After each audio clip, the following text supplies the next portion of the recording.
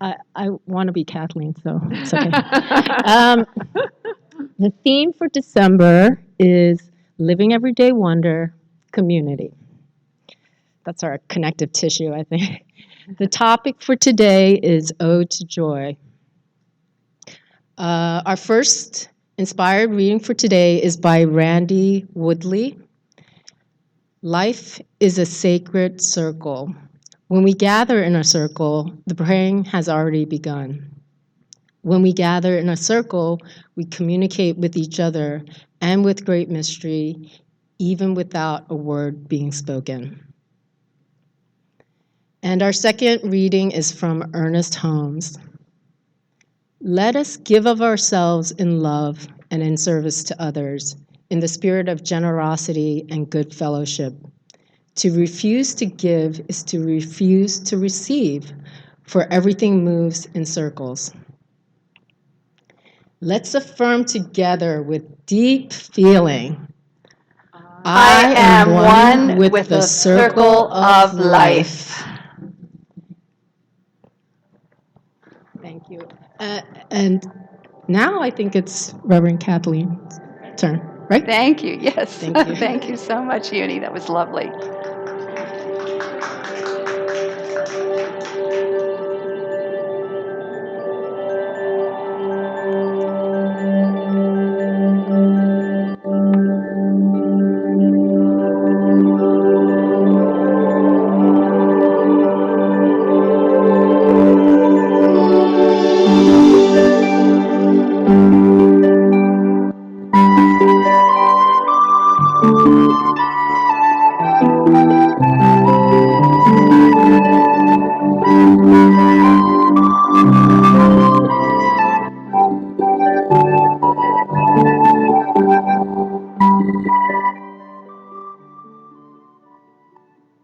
Ode to Joy.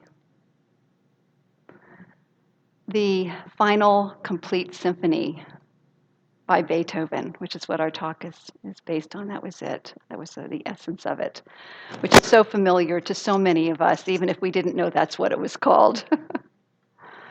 I'd like to start with a story. This is a story of a workshop or a seminar in which 200 people were gathered. And the leader, the speaker, said he wanted to lead everybody through an activity. So he had somebody bring out 200 balloons. Everybody got a balloon. They had the opportunity to write their name on the balloon. And then they took the balloons into a small room, closed the door, and then these were the instructions.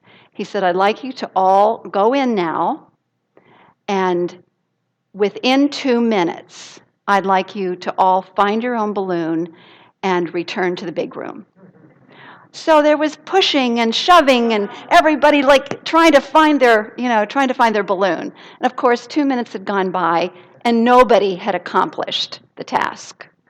So he gathered them all back together and he said, okay, now this time I would like you to just go in and randomly take a balloon, read off the name, and then give the balloons to each other. So they did, and within a few minutes, all 200 balloons found their way back to their original owners. As they all came back with their balloons and sat down, he had them contemplate what the message was. And so he said this. He said, this is what it's like when people are frantically searching for their own happiness the first time. When they're searching for their own happiness, the shoving, the pushing, the grabbing, and so on. The second time, when you all just took one randomly and worked together, he said, our true happiness lies in working together as community. Beautiful story about community, which is our focus for this month. And so community, we have said before, is a structure, or today we'll use the word circle, of belonging that begins with our biological family and then takes many forms in our culture, all the way up to the one great big circle of life, the human family, and even beyond that, the circle of all living beings on the planet. I'm reminded of that song, it's a circle of life. So as powerful co-creators, each and every one of us has a part to play in the quality and the character of this great circle of life. Each one of us plays a part, a vital part in that. And so as we bring that quality, that sense of wonder into our perception of community or our part in community, we tap into that inner wisdom. When we say, I wonder, the answers come from that inner wisdom. And so the question I wanted you to think about today or wonder about today is, I wonder what might happen if I saw conflict and disagreement as an opportunity to give birth to something new, give birth to new creation, which is the focus mainly for today. The ode to joy, because that joy, that creating that symphony or ode to joy of community is really all about how we work through our relationships and come up and birth new creation. That's the beauty of conflict, or contrast is another way of looking at it. That's part of creation. Creation requires that, actually. So I'd like to now have you consider how this state of wonder then will enhance your experience of community. There was a conductor who once stood before the entire symphony, and he said, I would like to express my deep appreciation for the guy who plays the triangle. And then he said, thank you for every ting.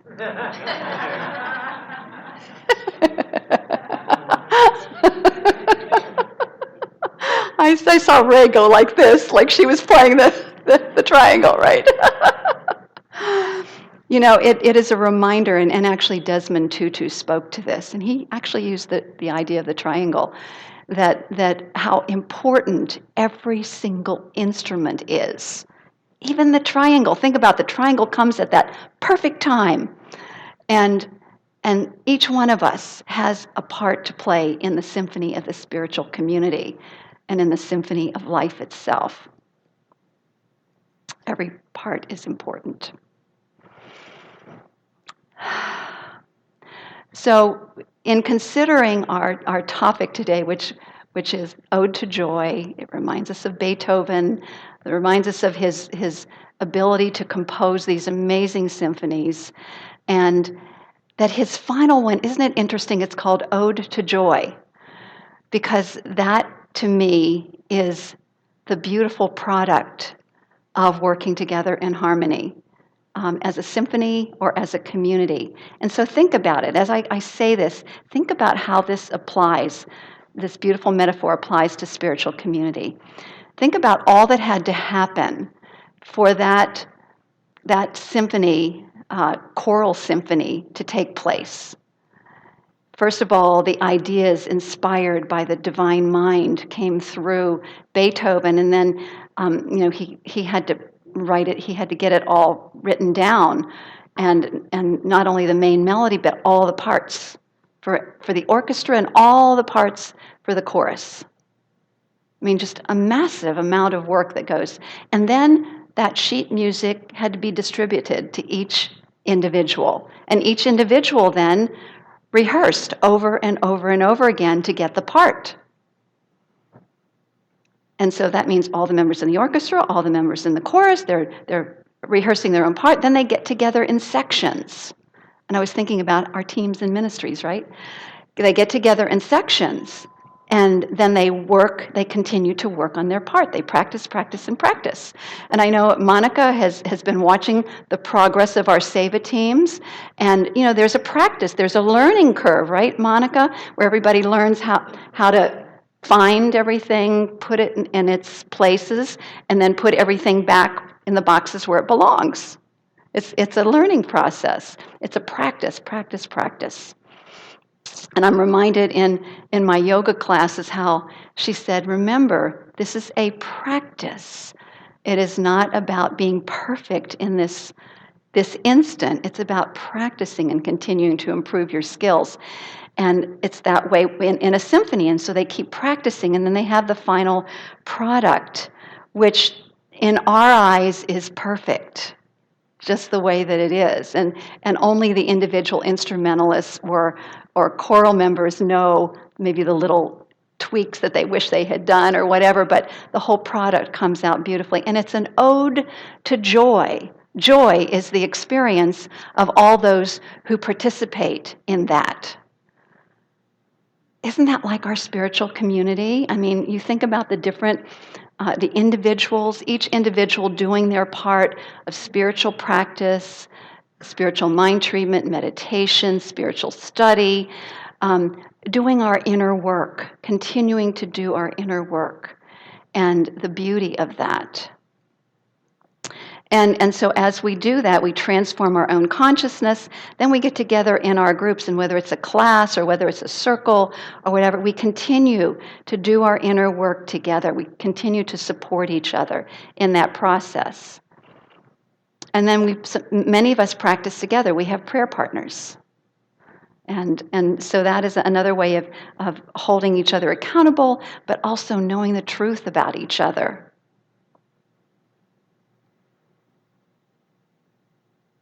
So the metaphor continues to unfold, and then what I was thinking, there is the grand composer, the divine God, operating through us. We are the kind of the interpreters of that vision. We have a grand vision. I guess right now I have the part of the conductor. I was thinking, I guess I'm the conductor, huh? But then each one of us are conductors. We have team leaders and stuff who are conductors of their own teams and ministries. And then each one is a conductor of our own lives. So this beautiful metaphor is so helpful in understanding how healthy community works. That's the big picture. And then there's the communication skills. And the style of communication that we use in our spiritual community, that we actually introduce new members to, they get a copy of it, is something called the Go Direct method or style of communication. And this is one that, for those of you who have been around since the beginning of our community, you've heard this multiple times. But it's always a good idea for me to address it for myself, but also to remind each other that this is the style. And remember, we are always practicing. We're always practicing. We're always working at up leveling our skills. And so it's not, if we find ourselves not following the Go Direct, it's okay. We can just say, all right, I'll just practice. I'll just, practice again. So it's not about guilt or anything like that, but it's about continuing to practice as we as a community hone this skill called Go Direct.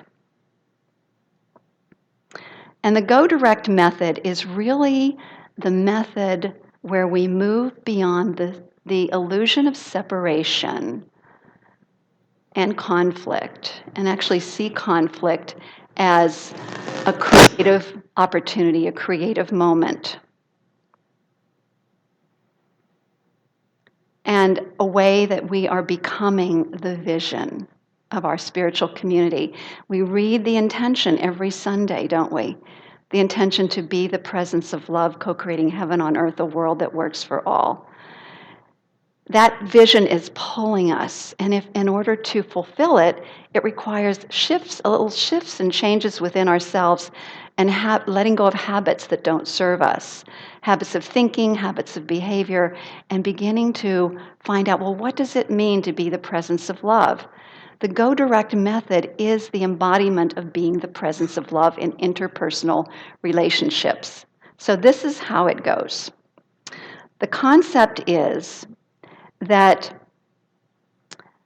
going direct means that anyone in the spiritual community who has a CSL Delaware challenge or conflict or disagreement goes directly to the person that can do something about it.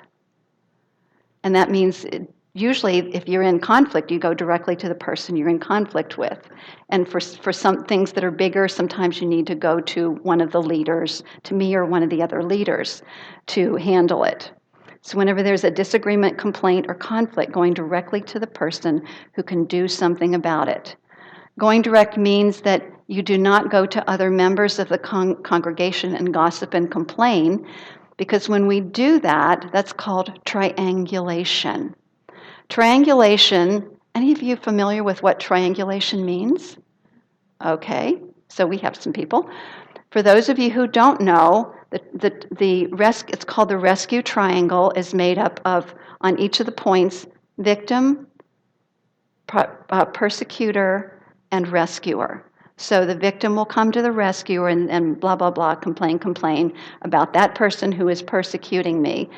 And then what happens then is unhealthy relationship. So we're moving beyond that paradigm, because that paradigm is rampant in our society. And we know that it causes unhealthy relationships. Instead, the going direct is a way to break that pattern and to start coming up with something new. And there's a beautiful Hasidic story that illustrates the effects of triangulation.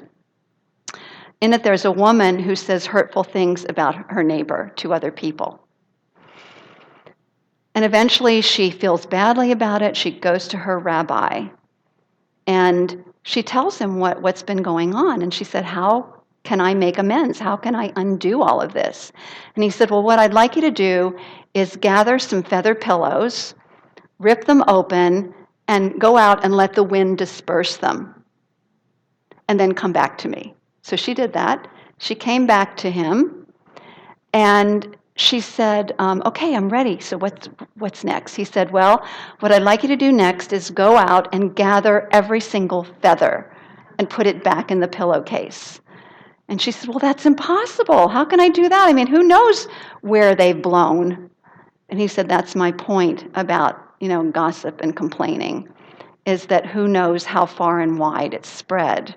So what's really important then is to realize you may not be able to undo that particular situation, but what you can do from this moment forward is refuse to gossip. And so I think we can see the parallel there. The next story is a story about an acquaintance who said to Socrates one day, he said, do you know what I just heard about your friend? To which Socrates said, well, before telling me anything, I'd like you to pass the triple filter test. I'd like you to pass the triple filter test. Filter number 1, is it true? Is what you're about to tell me about my friend true? The second filter, is it good? Is what you're about to tell me about my friend, something good? And to each one of these, the man says no. No, it's not true, it's not good. He said, okay, the third one is useful. Is what you're about to tell me useful to me? To which he said, no. And he said, well, if it's neither good, nor true, nor useful, then why tell me? So is that something that we can all practice, is the triple filter test? Is it true? Is it good? Is it useful? And if not, then we go direct to the person that can do something about it. There's a scripture in Matthew chapter 18, verse 15.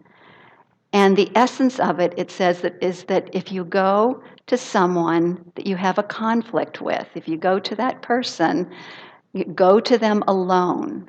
It doesn't say anything about talk to plenty of people on the way there. So there we go. That's the essence of this go direct idea. But there is a time when you might want to go and receive counsel and prayer support. So it's fine to go to a practitioner and say, I just need some clarity on what I'm going to say to the other person. I just need some courage. And could you please pray with me? That's fine. And sometimes we might need to go to one of the leaders and work that out as well. Maybe some prayer, some support. But the point is that we then, in a direct culture, you don't wait, you go to the person as soon as possible to avoid negativity from festering. And Mary Morrissey calls this shovel while the pile is small. It's one of my favorite things to remember, right? You go before things fester and get out of control. Having a go direct culture also means that when someone goes direct to us, that we listen with open ears and hearts and hear what they are saying. This is one I've had to work on for many years because I tend to get defensive. So the idea is to seek to understand the position of the other person rather than to defend our position. So if our buttons get pushed, it's our responsibility to temporarily remove ourselves from the conversation and to go deal with our feelings and then return when we have calmed down. So in that case, we can say something like, I'm not able to talk to you right now, but could we get together tomorrow at 5 o'clock? So you handle it at that moment, rather than just saying, I can't talk to you right now, and then go away. But just say, I'm not able to do this right now. I can tell my button's being pushed. And so can we get together in 24 hours so that I can have a chance to get clear? So can you see how these skills are about being the presence of love and opening ourselves to new creation, to something new, some kind of a new, because new creation comes out of conflict if we understand that that's the possibility that can take place. Then if someone also comes to you complaining about a CSL Delaware situation and says, keep this confidential, the comeback is the health and the well-being of our spiritual community is dependent on issues getting to the people who can address them. So yes, our personal issues are 100% confidential. However, confidentially around center issues cannot be supported because it fosters, again, negativity. It doesn't foster healthy community. Reverend Wendy Purcell puts it this way. She said, we want to be a safe place, but not a hiding place. We want it to be a safe place, but not a hiding place, a place where we hide secrets that are harmful to the community. So let's breathe this in. These skills. And if we have found ourselves in maybe not going direct in the past, I'd also like to breathe and have you let it go, because I've had my own challenges with this as well. We breathe, we let it go, and then we make a commitment. We can make a commitment from this moment forward to be that presence of love, to be willing to go direct, thinking of it as an opportunity for new creation, and also deepening of intimacy with the other person as we work at understanding one another. And so creating a spiritual culture where go direct becomes the norm requires each of us to act courageously. Implementing this important communication skill will not only create healthier community, it will create a healthier world. So this is a great place to practice, but then we also want to take it out into our jobs, our families, our other relationships as well. And think about what it's like when everything is working together smoothly. And we experience that a lot in this spiritual community. A lot. It's like the orchestra. It's like the ode to joy, where all of the members of the chorus and all the members of the symphony know their parts, and they're working together in this harmony and creating this amazing experience of joy. The joy of creation, the joy of being with one another, the joy of just experiencing that creation, being the vision itself unfolding of heaven on earth, a world that works for all. So let's just turn within in prayer. Just giving thanks for the blessedness of this life that we live, this upwelling of the divine as each one of us, the inner voice that guided us to the spiritual community, all of the parts that we've each played in its beautiful unfoldment. Let's breathe that in and just give thanks for that. And think of moments of joy that you've felt in this community, in conversation, in co-creation, on your team, your ministry, in a class, all the different ways in which that shows up. And just giving thanks for knowing that this beautiful spiraling upward of freer, fuller, more expanded expression of our divine nature as love, as peace, as joy is ever unfolding, and our alignment with that, our intention to be that vibration of the divine is the beautiful impulse of the divine operating through us and as us, and therefore truly demonstrating as an amazing, beautiful, glorious symphony of life. So I'm so grateful for the fulfillment of this word. I release this word now into universal law in full delight, in full acceptance of the expression of this word of truth. Let's breathe this in, put our hands on our hearts, feel the vibrations of peace within, harmony among all of those in our community. Yes, just say yes. And so it is. Amen. Thank you, everyone. Really appreciate it. And Deb.